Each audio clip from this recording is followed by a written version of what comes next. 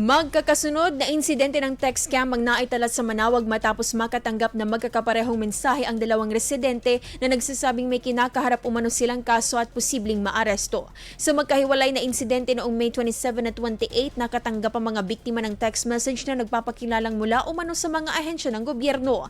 Kalakip umano sa mensahe ang peking sabina at babala ng agarang pag-aresto kung hindi makikipag-ugnayan.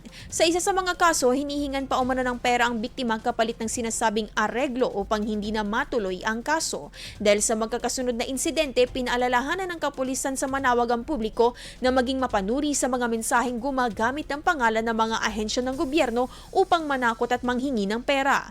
Binigyang diin din ng mga otoridad na hindi ipinapadala sa pamamagitan lamang ng text message ang mga legal na dokumento gaya ng subpoena at warrant of arrest. Nanawagan naman ang Manaoag Police na agad i-report sa mga otoridad ang anumang kahina-hinalang mensahe upang maiwasan ang panibagong mabiktima ng kaparehong modus. IFM News. IFM News. IFM News.